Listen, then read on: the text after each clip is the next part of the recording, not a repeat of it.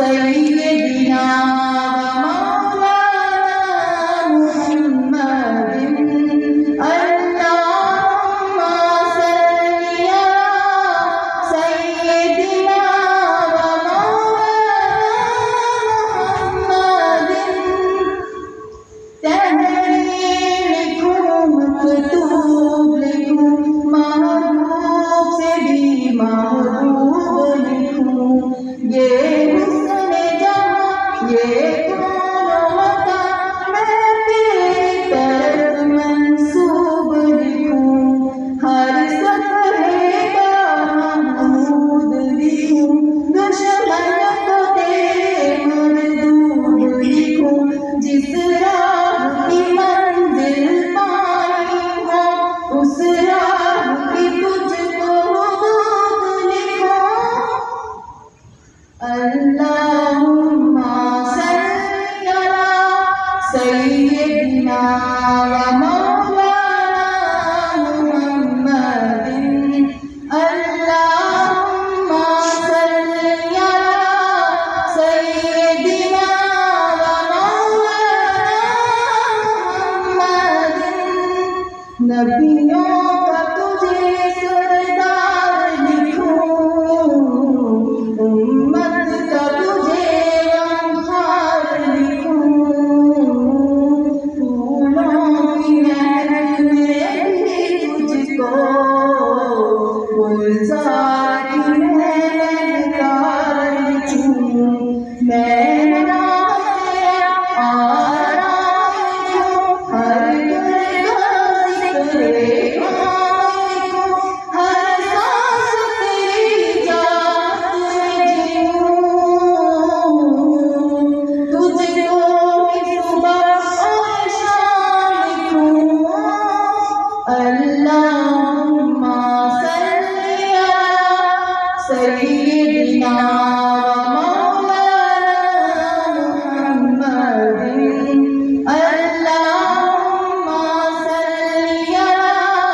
صل علی سیدنا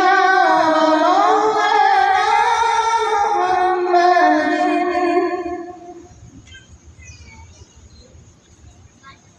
أعوذ بالله السميع العليم من الشيطان الرجيم من همزه ونفخه ونفثه بسم الله الرحمن الرحيم سورہ ہمزہ سے آغاز کرتے ہیں مدنی صورت ہے 9 آیات اور 1 رکوع ہے بسم اللہ الرحمن الرحیم ویل لکل ہمزۃ لمزہ پورا قرآن پڑھایا گیا آغاز ہوتا ہے الحمدللہ سے سورہ البقرہ کا آغاز ہوتا ہے 3 طرح کے لوگوں کی کوالٹیز گنوائی جاتی نمبر 1 متقین نمبر 2 کافر اور نمبر 3 منافق اتنا کچھ سکھا دیا گیا اور اینڈ پہ آ کے کچھ چیزیں ہائی لائٹ کر دی گئی کہ اگر تم مومن ہو اگر تم اہل القرآن ہو اگر تم اپنے رب کے پسندیدہ ہو تو یہ خصلتیں تمہارے اندر نہیں ہونی چاہیے اللہ تعالیٰ نے فرمایا بسم اللہ الرحمن الرحیم ویل لکل ہمزۃ لمزہ بہت بڑی ہلاکت ہے ہر بہت زیادہ تانا دینے والے کے لیے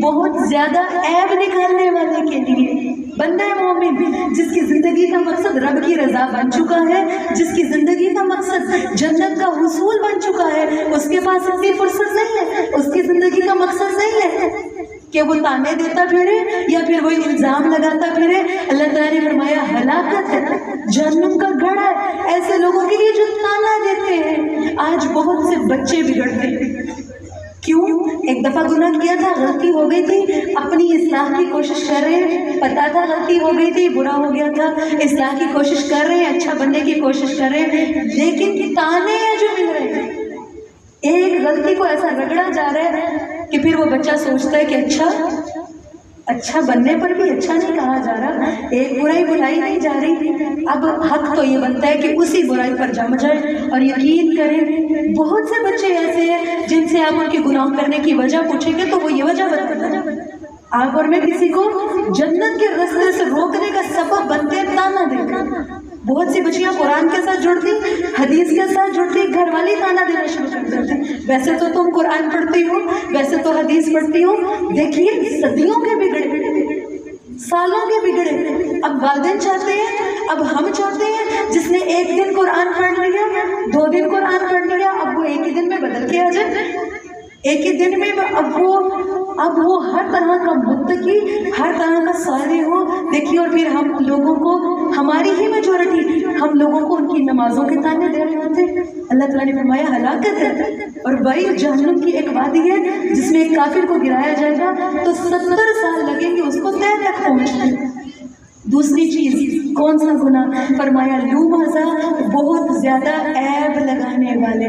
بندے نے اتنا کیا نہیں لیکن بڑھا کے الزام لگائے جا رہے ہیں. اللہ کے نبی صلی اللہ علیہ وسلم فرماتے ہیں قیامت کے دن جہنمیوں کے زخموں کے دھون، جہنم میں لوگ جل رہے ہوں گے نا، ان کے زخموں سے جو خون اور ریشہ نکل رہا ہوگا وہ ایک وادی میں اکٹھا ہو رہا ہوگا. وہ لوگ جو دوسروں پر الزام لگاتے ہیں، ایک بندے نے اتنا کچھ کیا نہیں جتنے اس کے بارے میں کہہ دیا گیا. اللہ کے نبی فرماتے ہیں اس شخص کو جو الزام لگاتا ہے، تانے دیتا ہے، اس کو جہنم کی اس کھائی میں گرایا جائے گا جس میں زخموں کے دھون ہوں گے، جس میں وہ خون، ریشہ اور پیٹ ہوگی. اللہ تعالیٰ سے دعا ہے کہ اللہ رب العالمین آپ کو اور مجھے اچھا اخلاق عطا فرمائے، ایسے برے اخلاقیات سے محفوظ رکھے.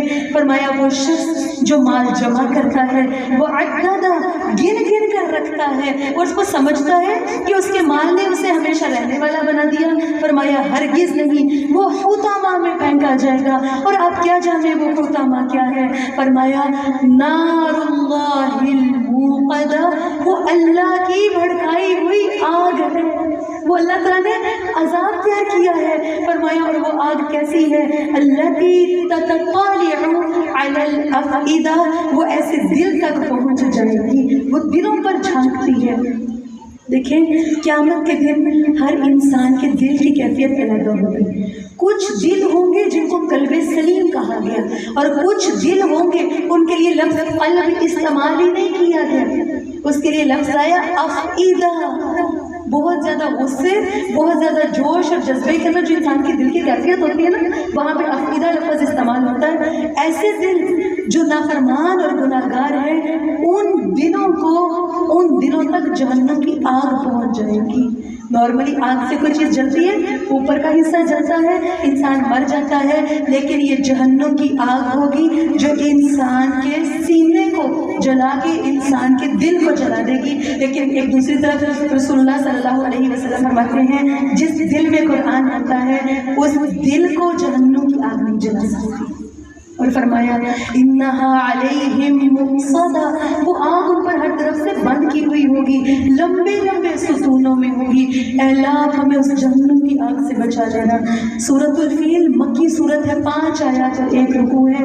بسم اللہ الرحمن الرحیم. الم تر کیف فعل ربک باصحاب الفیل، کیا آپ نے نہیں دیکھا کہ آپ کے رب نے ہاتھی والوں سے کیا کیا تھا؟ ہاتھی مکہ اور مدینہ عرب میں نہیں پائے جاتے تھے. ابرہہ شخص تھا جس نے دیکھا لوگ کعبہ تک پہنچتے ہیں، طواف کرتے ہیں، اسے اچھا نہیں لگتا تھا. اس نے اپنا کلیسا تیار کیا. اس نے کہا لوگ ادھر عبادت کرنے کے لیے آئیں، لوگ اس کے گرد چکر لگائیں، اور کہا کہ لوگ یہاں تک پہنچیں گے جب اس کو توڑ کر آؤں گا، اصل کعبہ کو توڑ کے آؤں گا. ہاتھیوں کا لشکر لیتا ہے، ہاتھیوں پہ بندوں کو سوار کرتا ہے، روب جماتا ہوا، اکڑ دکھاتا ہوا نکل پڑتا ہے. دوسری طرف ابو طالب اور عبد المطلب جیسے لوگ موجود ہیں، کہتے ہیں جانور دیکھ کے، ہاتھی دیکھ کے زندگی میں نہیں دیکھے تھے، دیکھ کر کہنے لگے اللہ تیرا گھر ہے، اس کی حفاظت کا ذمہ بھی تیرا ہے. علاقہ خالی کرتے ہیں، اپنا سامان سمیٹ کے وادیوں میں چلے جاتے ہیں. پھر مکہ کی سرزمین نے بھی دیکھا، پھر عبد المطلب اور ابو طالب جیسے لوگوں نے بھی دیکھا کہ ہوتا کیا ہے. وہ ابھی مزدلفہ اور مینا کے پاس پہنچا، وہ کعبہ کے بہت قریب نہیں آیا، مزدلفہ مینا تک ہے. اتنے میں ہوتا کیا ہے، اللہ تعالیٰ خود فرماتے ہیں کہ آپ نے نہیں دیکھا آپ کے رب نے ہاتھی والوں سے کیا کیا؟ الم یجعل کیدہم فی تضلیل، کیا اس نے ان کی تدبیر کو بیکار نہیں کیا؟ ان پر جھنڈ کے جھنڈ پرندے بھیج دیے جو ان پر پکی ہوئی مٹی کی کنکریاں برساتے تھے اور اس میں ان کو کھائے ہوئے بھس کی طرح کر رکھ دیا. بڑے بڑے ہاتھی کے مقابلے میں ایک چڑیا کیا چیز تھی, ہاتھی کے مقابلے میں ایک کنکر کیا چیز تھی. لیکن اللہ رب العزت فرماتے ہیں جب ہم کسی سے بدلہ لیتے ہیں, جب ہم کسی کو سزا دیتے ہیں تو پھر چھوٹی چھوٹی چیز سے ہی کام کر لیتے ہیں. پھر چھوٹے چھوٹے پرندوں کو استعمال کیا گیا, ان کے منہ میں ایک کنکری تھی, جہاں لگتی تھی وہ ہاتھی بدل جاتے تھے, وہ زخمی ہو جاتے تھے. ایون یہ ابرہا, اس کے جسم کے پور جھڑنا شروع ہو گئے, اس کی انگلیاں جھڑ رہی تھی, جیسے انفیکشن کے ساتھ جسم گلنا شروع ہوتا ہے, بڑی سپیڈ کے ساتھ اس کے پور جھڑ رہے تھے, انگلیاں جھڑ رہی ہیں, کونی جھڑ گئی, پاؤں کے ناخن انگلیاں جھڑنا شروع ہو گئی. روایات سے پتہ چلتا ہے یہ شخص واپس جا رہا تھا اور آہستہ آہستہ چوزے جتنا ہو جاتا ہے اتنا جھڑ جاتا ہے اور فائنلی مر جاتا ہے. اللہ رب العالمین نے کعبہ کی حفاظت کی اور دشمن کو ہلاک کر دیا. فرمایا اس نے ان کو کھائے ہوئے بھوس کی طرح کر دیا, جیسے جانور چارہ کھا لینے کے بعد بکیا تھوڑا بہت کچرا بچتا ہے, ایسے یہ بڑے بڑے لشکر ہو گئے تھے. تو یہ کعبہ کی حفاظت کا ذمہ اللہ نے پہلے سے ہی لیا ہوگا. دجال بھی آئے گا, وہ بھی مکہ اور مدینہ کی حدود میں نہیں جا سکے گا, لیکن ہوگا کیا, مکہ اور مدینہ کی حدود میں جو نافرمان لوگ ہوں گے, زمین پر ایک زلزلہ طاری ہوگا, ایک زلزلہ آئے گا جس کے ذریعے سے نافرمانوں کو مکہ اور مدینہ کی حدود سے باہر نکال دیا جائے گا. کیونکہ وہ لوگ مکہ اور مدینہ کے اندر تو ہوں گے لیکن ان کے اندر ایمان کا وہ لیول نہیں. سورہ قریش کا آغاز کرتے ہیں, بسم اللہ الرحمن الرحیم. لإیلاف قریش ایلافہم رحلۃ الشتاء والصیف. فرمایا قریش کے دل میں محبت ڈالنے کی وجہ سے, ان کے دل میں سردی اور گرمی کے سفر کی محبت ڈالنے کی وجہ سے. ہاشم وہ شخص تھے جنہوں نے کیا کیا تھا, اللہ رب العالمین نے قریش پر ہونے والے احسانات کا تذکرہ کیا اور فرمایا کہ دیکھو سردی اور گرمی میں دو تجارت کے سفر رکھے. قریش یہ لوگ تھے کہ یہ بار بار تجارت کے لیے جایا کرتے تھے. ہاشم ایک ایسی شخصیت تھی, بڑی سمجھدار تھی. اللہ کے نبی صلی اللہ علیہ وسلم ہاشمی گھرانے سے ہونے کی وجہ سے پڑھتے. انہوں نے کیا کیا, انہوں نے کہا کہ ہم دو سفر کریں گے, ایک ٹھنڈ میں جایا کریں گے, ایک گرمی میں جایا کریں گے, 2 دفعہ تجارت کر کے آیا کریں گے. اللہ تعالیٰ نے فرمایا دیکھو اب کرنا کیا ہے, ان پر لازم ہے کہ اس گھر کے رب کی عبادت کریں, وہ جس نے انہیں بھوک سے بچا کر کھانا دیا اور خوف سے بچا کر امن دے دیا. اللہ تعالیٰ سے دعا ہے کہ اللہ رب العالمین آپ کو اور مجھے اس امن والے گھر کی بار بار زیارت کرنے کی توفیق عطا فرمائے. سورہ الماعون ہے, بسم اللہ الرحمن الرحیم. ارأیت الذی یکذب بالدین. اللہ تعالیٰ نے فرمایا کہ آپ نے اس شخص کو دیکھا جو جزا کے دن کو جھٹلاتا ہے, جو قیامت کا انکاری ہے. فرمایا یہی وہ شخص ہے جو یتیم کو دھکے دیتا ہے. بظاہر کوئی شخص نمازی ہے, متقی ہے, لیکن یہ کسی یتیم کے ساتھ اس کے کوئی پرسنل معاملات ہیں, وہ اسے اچھا نہیں سمجھتا, اس کے ساتھ برا سلوک کرتا ہے. اللہ رب العالمین فرماتے ہیں یتیم کے ساتھ برا سلوک کرنے والا ایسا شخص ہے جو روز قیامت کو جھٹلانے والا ہے. اس کے دل میں اپنے رب سے ملاقات کا یقین نہیں ہے, اس کے ایمان کا لیول 0 پہ ہے جو کسی یتیم کے ساتھ برا سلوک کر رہا ہے. فرمایا اور وہ ایسا شخص ہے جو کسی مسکین کو کھانا کھلانے پر ابھارتا نہیں, ان کو جوش نہیں دلاتا, ان کو ترغیب نہیں دیتا. فرمایا فویل للمصلین. ہلاکت ہے ایسے نمازیوں کے لیے, نمازیوں کے لیے ہلاکت. آپ اور میں سمجھتے ہیں کہ اگر ہم نمازی ہیں, ہم بخشے بخشائے ہیں, آپ کی اور میرے لیے جنت کا وعدہ ہے, جنت کی انٹری پکی ہے. لیکن اللہ رب العالمین قرآن میں فرماتے ہیں فویل للمصلین. نمازی اپنی نمازوں پر ہی اکتفا نہ کر لے, اس کو ہی سب کچھ نہ سمجھ لے. ہلاکت ایسے نمازیوں کے لیے جو دکھاوے کے لیے بڑی بڑی نمازیں کرتے ہیں, پڑھتے ہیں, لیکن حقیقت میں الذین هم عن صلاتهم ساہون, جو اصل میں اپنی نمازوں سے غافل ہیں. اور یہ کون لوگ ہیں؟ اللہ تعالیٰ فرماتے ہیں جو دکھاوا کرتے ہیں. رسول اللہ صلی اللہ علیہ وسلم نے 3 دفعہ فرمایا تھا منافق کی نماز ہے, بیٹھا رہتا ہے, جب دیکھتا ہے سورج شیطان کے 2 سینگوں کے درمیان ہو جاتا ہے, اٹھ کر 4 ٹھونگے مار لیتا ہے. رسول اللہ صلی اللہ علیہ وسلم فرماتے ہیں لا یذکر اللہ فیہا الا قلیلا، وہ اپنی نماز میں اللہ کو بڑا ہی تھوڑا یاد کرتا ہے۔ یقین کیجئے اگر آپ اور میں اپنی نماز کا جائزہ لیں تو نماز میں سے کتنے پرسنٹ حصہ ہے جس میں ہم اپنے رب کو یاد کرتے ہیں؟ وہ 2% بھی نہیں ہوگا، وہ شاید اللہ اکبر کہنے تک ہی ہوتا ہے۔ آپ کو اور مجھے تب پتہ چلتا ہے جب ہم تشہد میں بیٹھے ہوتے ہیں اور سوچ رہے ہوتے ہیں اچھا آخری رکعت ہے، سلام پھیر کے اب یہ کام بھی کرنا ہے۔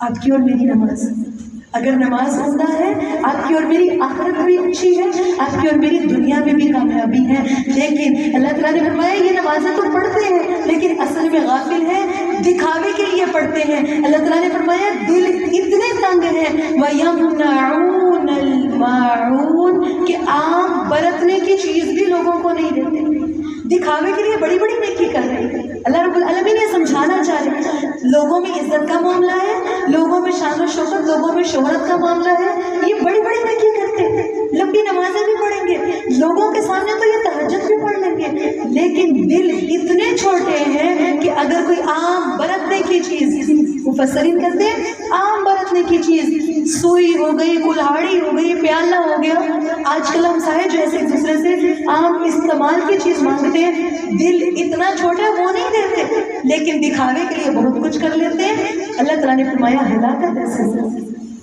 آج آپ اور میں پھر وہی بات، یہ فتنوں کا دور، آپ اور میں سوشل میڈیا پہ عزت کے لیے سب کچھ کریں گے لیکن اپنی اصل زندگی میں، اپنی حقیقی زندگی میں آپ اور میں اپنے رب سے غافل ہیں۔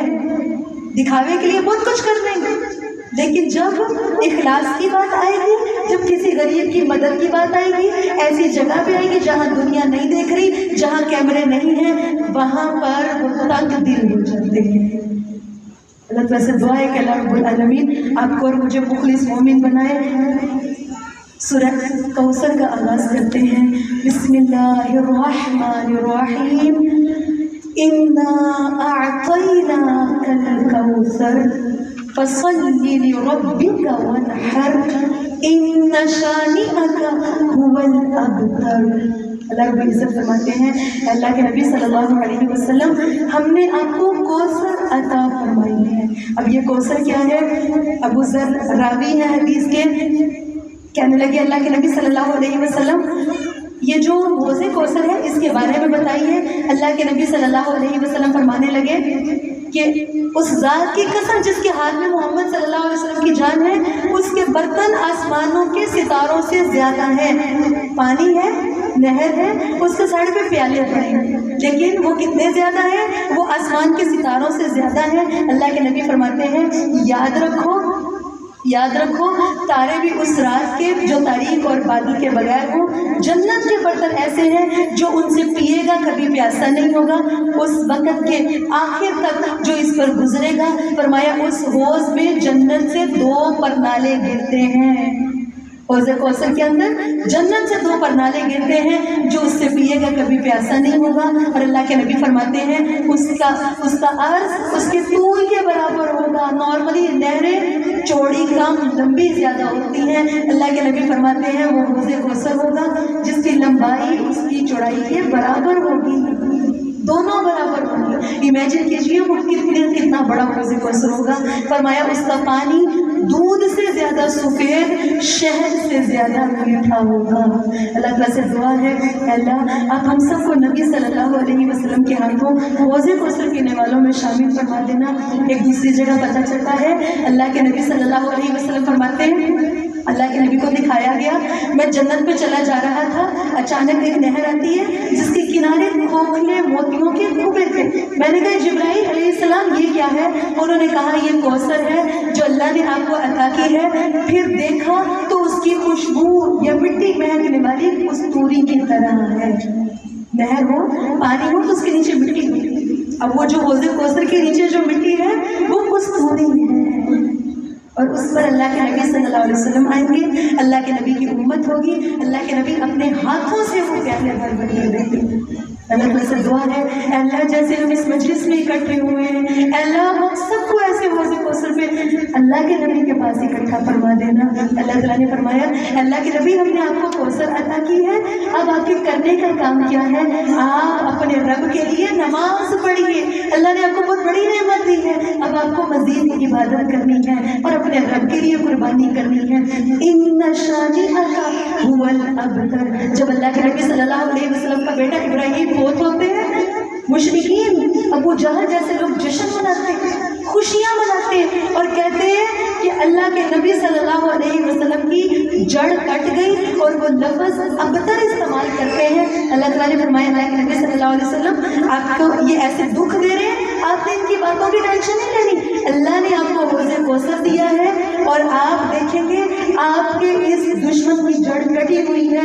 پھر وہ بدر کا کنواں، وہ بدر کا میدان کیا دیکھتا ہے کہ اس جڑ کٹے ہوئے شخص کا سر اس کے تن سے جدا ہوا ہے اور اس کو گلنے سڑنے کے لیے اس کو دفنایا نہیں گیا، گھر والے آ کے لے کے نہیں گئے۔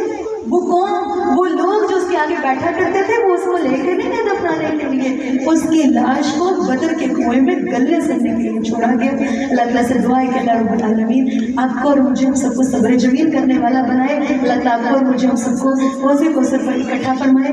سورہ الکافرون ہے، بسم اللہ الرحمن الرحیم، قل یا ایھا الکافرون۔ اللہ کے نبی صلی اللہ علیہ وسلم کہہ دیجیے اے کافروں میں اس کی عبادت نہیں کرتا جس کی تم عبادت کرتے ہو، اور نہ تم اس کی عبادت کرنے والے ہو جس کی میں عبادت کرتا ہوں۔ مشرکین مکہ اللہ کے نبی کے پاس آتے ہیں صلی اللہ علیہ وسلم اور آ کر کہنے لگے اللہ کے نبی کمٹمنٹ کیجیے، آدھی اپنی بات منوائیے آدھی ہماری مان لیجیے، ہم آپ کی بات مانیں گے لیکن تب جب آپ ہماری مانیں گے۔ اللہ تعالیٰ نے فرمایا اللہ کے نبی ان کو واضح الفاظ میں کہہ دیجیے نہ میں اس کی عبادت کرنے والا ہوں جس کی عبادت تم نے کی، اور نہ تم اس کی عبادت کرنے والے ہو جس کی عبادت میں کرتا ہوں۔ تمہارے لیے تمہارا دین ہے، میرے لیے میرا دین ہے۔ سورہ النصر ہے، بسم اللہ الرحمن الرحیم، اذا جاء نصر اللہ، اذا جاء نصر اللہ والفتح ورأيت الناس يدخلون في دین اللہ افواجا۔ اللہ تعالیٰ نے فرمایا جب اللہ کی مدد اور فتح آ جائے اور آپ لوگوں کو دیکھیں کہ وہ اللہ کے دین میں فوج در فوج داخل ہو رہے ہیں تو اپنے رب کی حمد کے ساتھ تسبیح کیجیے، اس سے بخشش مانگیے، بے شک وہ ہمیشہ سے بڑی توبہ قبول کرنے والا ہے۔ قرآن کا اختتام ہو رہا ہے، جیسے جیسے اللہ تعالیٰ نے فرمایا جب آپ دیکھیں مدد آ گئی، جب آپ دیکھیں دل کی دنیا بدل گئی، جب آپ دیکھ لیں کہ لوگ بڑے جوش کے ساتھ جوگ در جوگ دین کی طرف آ رہے ہیں، کرنا کیا ہے؟ اب غرور میں نہیں آنا، اب تکبر میں نہیں آنا، اب اپنے آپ کو بڑی چیز نہیں سمجھنا، کرنا کیا ہے؟ فسبح بحمد ربک، اپنے رب کی حمد کے ساتھ تسبیح کیجیے، واستغفر، استغفار کیجیے۔ جب جب عبادت کے غرور آنے کا ڈر ہوتا ہے نا، کسی چیز کے غرور آنے کا خوف ہوتا ہے، اللہ رب العالمین آپ کو اور مجھے حکم دیتے ہیں واستغفر۔ سحری کے اوقات میں فرمایا وبالاسحار هم یستغفرون، نماز کے بعد حکم دیا گیا اللہ کے نبی 3 دفعہ استغفر اللہ کہا کرتے تھے۔ کیوں؟ ان چیزوں کے غرور بہت ہے اور یہ چیزیں انسان کو لے ڈوبتی ہے جیسے جنت کی بلندیوں تک چڑھاتی ہے۔ اللہ کے نبی صلی اللہ علیہ وسلم پر یہ صورت ان دنوں میں نازل ہوتی ہے جب مکہ فتح چھوڑ چکا ہے، لوگ جوگ در جوگ آ رہے ہیں، اللہ کے نبی کے پاس مجلسوں میں آ رہے ہیں، قرآن سیکھ رہے ہیں، مسلمان ہو رہے ہیں۔ سب نے دیکھا بڑا عمدہ کام ہے، لیکن ایک صحابی ہیں جو کہنے لگے، ابن عباس کہنے لگے یہ صورت نازل ہوئی ہے، اس کا مطلب یہ ہے اللہ کے نبی کے جانے کا ٹائم آ گیا ہے، دین کا کام مکمل ہو گیا ہے، کامیابیاں مل گئی ہیں، اب اللہ کے نبی واپس چلے جائیں گے اور ہم محروم ہو جائیں گے۔ صحابہ کرام آپس میں اسی بات کو ڈسکس کرنے والے تھے کہ کچھ دن گزرتے اور اللہ کے نبی صلی اللہ علیہ وسلم اس دنیا سے دین کو فتح نہیں۔ دیکھیں جب آپ اور میں دیکھیں نا کہ ہماری سالوں کی محنت، 5 سال کی محنت، 8 سال کی محنت، 2 سال کی محنت رنگ لے آئی ہے، آج کامیابی مل گئی ہے، تو اللہ رب العزت فرماتے ہیں اس دن بھولنا نہیں ہے، اس دن اپنے آپ کو بڑی چیز نہیں سمجھنی، اس دن زیادہ جھکنا ہے، اس دن اپنے رب کی حمد کے ساتھ زیادہ تسبیح کرنی ہے۔ دوسرا کام کیا کرنا ہے؟ استغفار کرنا ہے۔ اللہ ہماری زبان سے کچھ غلط نہ نکل گیا، اللہ ہمیں معاف کر دے، اس دن استغفار کرنا ہے۔ اور ساتھ فرمایا وہ رب بڑی توبہ قبول کرنے والا ہے۔ سورہ الحب ہے، بسم اللہ الرحمن الرحیم، تبت یدا ابی لہب، اللہ تعالیٰ نے فرمایا ابو لہب کے دونوں ہاتھ ہلاک ہو گئے، وہ خود بھی ہلاک ہوا۔ اللہ کے نبی صلی اللہ علیہ وسلم پر حکم نازل ہوا تھا وَأَنذِرْ عَشِيرَتَكَ الْأَقْرَبِينَ، اپنے قریبی رشتہ داروں کو ڈرائیے۔ اللہ کے نبی پر حکم نازل ہوتا ہے، اللہ کے نبی اپنے رب کے بڑے فرما بردار ہیں، کوہ صفا پر چڑھ جاتے ہیں، صفا پر چڑھ کے کہتے ہیں، کیا کہتے ہیں؟ اے لوگوں میری بات سنو۔ سارے قبیلوں کو پکارتے ہیں، قبیلوں کے لوگ بھاگ بھاگ کے رکھتے ہیں، کیونکہ اللہ کے نبی سے بڑھ کے کوئی اور صادق والامین تھا نہیں۔ اللہ کے نبی کے پاس سارے اکٹھے ہوتے ہیں، اللہ کے نبی فرماتے ہیں اگر میں تمہیں یہ کہوں اس پہاڑ کے پیچھے سے جس پہ میں چڑھ کے کھڑا ہوں، اس کے پیچھے سے دشمن تم پہ حملہ کرنے والا ہے تو تم کیا کرو گے؟ کہنے لگے ہاں ہم تمہاری بات مان لیں گے۔ اللہ کے نبی صلی اللہ علیہ وسلم نے فرمایا پھر دیکھو اگر میں تمہیں اطلاع دوں، دیکھو اگر میں تمہیں یہ کہوں کہ تم جہنم کے عذاب سے ڈر جاؤ، تم شرک چھوڑ دو، تم توحید کی طرف آ جاؤ۔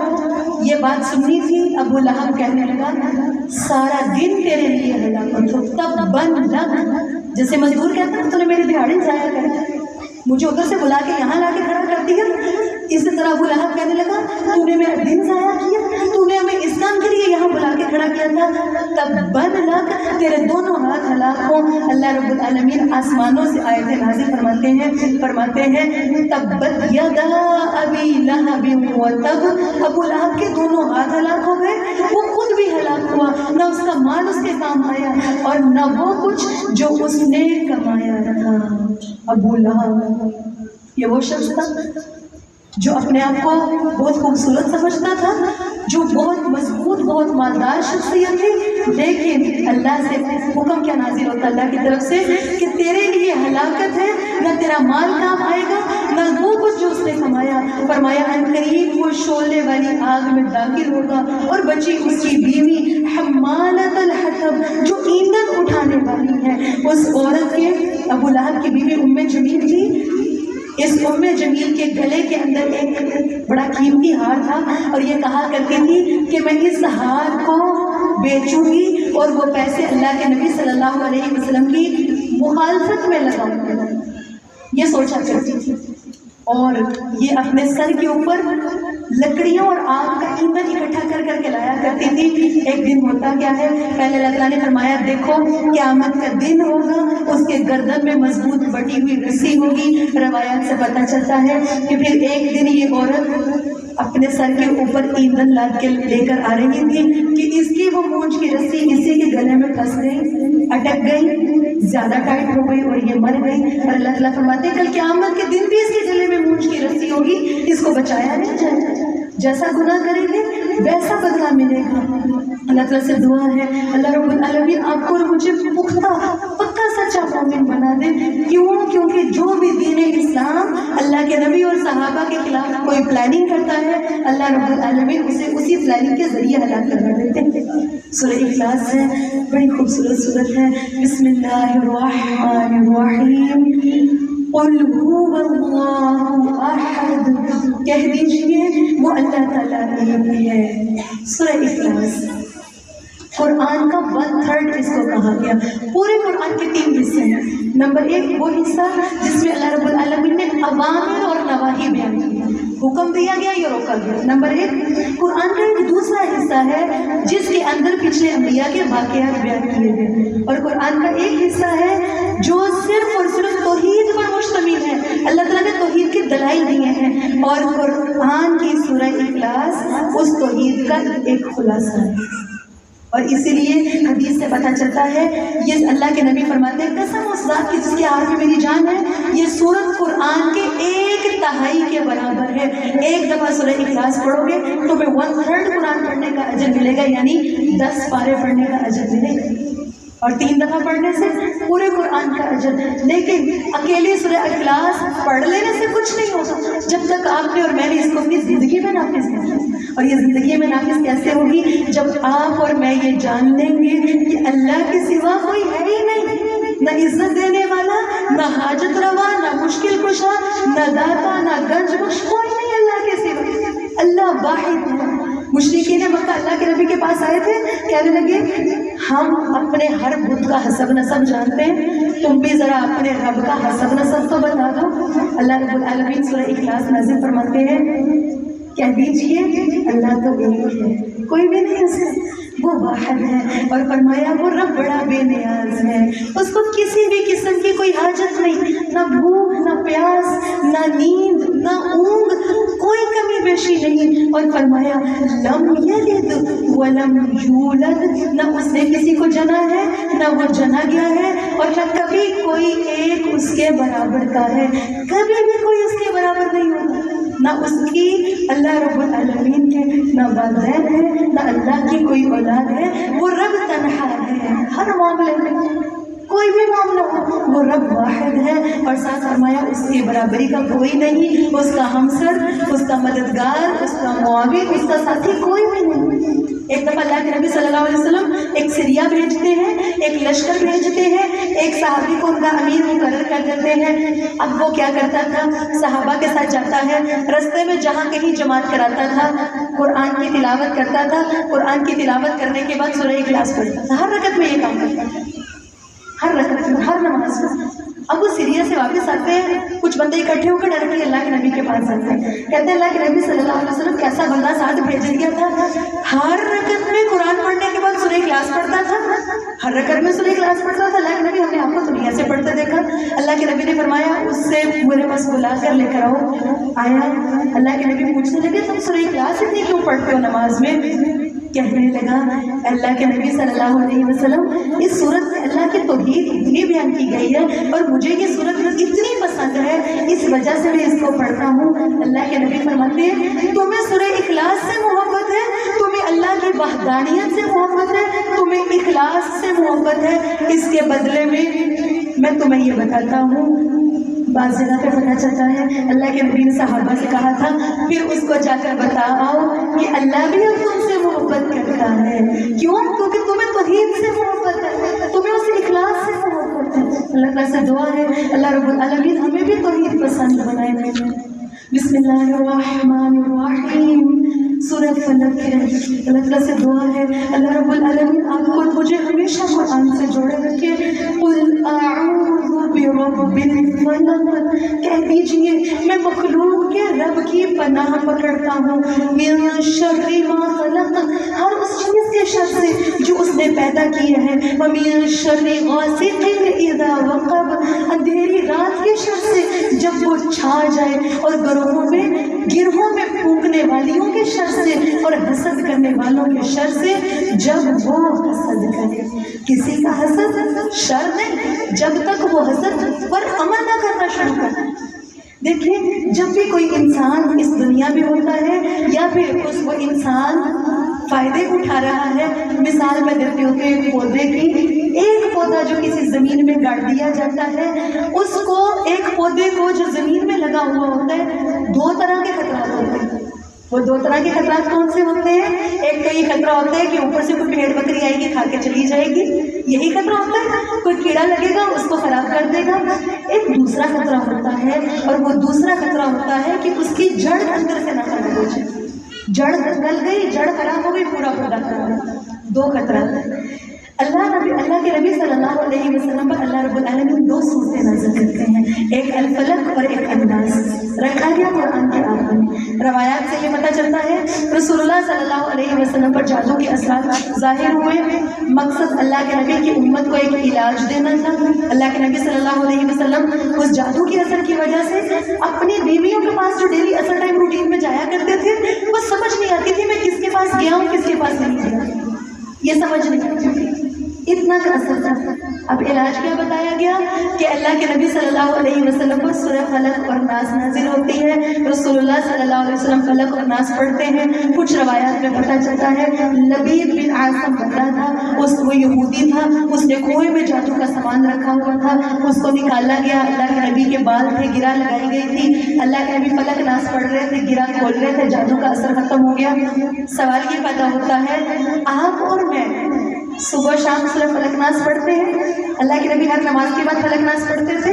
اللہ کے نبی سونے سے پہلے پڑھتے تھے. اللہ کے نبی صلی اللہ علیہ وسلم سو کر اٹھ کے پڑھتے تھے. آج آپ اور میں سورہ فلق ناس پہلی بات تو یہ کتنی پڑھتے ہیں. دوسرا اگر پڑھتے ہیں تو آپ کی اور میرے جادو کے اثر ختم کیوں نہیں ہوتے؟ آپ کو اور مجھے لوگوں کی مدد کیوں لینی پڑتی ہے؟ یاد رکھیے گا آپ کا اور میرا ایمان کمزور ہے. آپ کے اور میرے بھروسے میں کمی ہوئی. جس نے کہہ دیا کہ میں نے اللہ کی پناہ لے لی, میں ایک ایسے شیلٹر میں چلا گیا, اللہ کی پناہ مل گئی, اب دنیا کی کوئی طاقت اس کا کچھ بگاڑ نہیں سکتی. دیکھیے ایک انسان کو جن اوپر کی چیزوں سے خطرہ ہوتا ہے, ایک پودے کی طرح, پودے کو بکری, اسی طرح اوپر کے کیڑے مکوڑوں سے جیسے خطرہ ہے, انسان کو اوپر کے خطرات ہیں. اللہ تعالیٰ نے پناہ سکھائی. کہہ دیجیے میں مخلوق کے رب کی پناہ مانگتا ہوں. کس چیز سے؟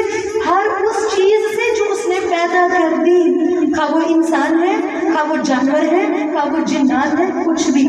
نمبر 2, وَمِن شَرِّ غَاسِقٍ إِذَا وَقَبَ. جیسے جیسے رات کا اندھیرا ہوتا ہے شر بڑھتا ہے نا, گناہوں کا, نقصان کا زیادہ ڈر ہوتا ہے نا. پناہ سکھا دی گئی وَمِن شَرِّ غَاسِقٍ إِذَا وَقَبَ. پھر آگے فرمایا گیا گروہوں میں پھونکنے والیوں کے شر سے.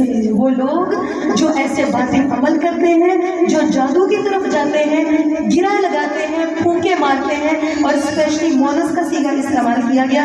نارملی یہ کام کرنے والی زیادہ عورتیں ہوتی ہیں, کیونکہ عورتیں حسد میں کچھ زیادہ ہوتی ہیں, عورتیں مذاق اڑانے میں زیادہ ہوتی ہیں. لیکن دوسری طرف یہ بات بھی پتہ چلتی ہے کہ انسان پر جادو صرف انسان نہیں کرتا, بلکہ انسان پر جادو شیاطین بھی کرتے ہیں, جنات کرتے ہیں.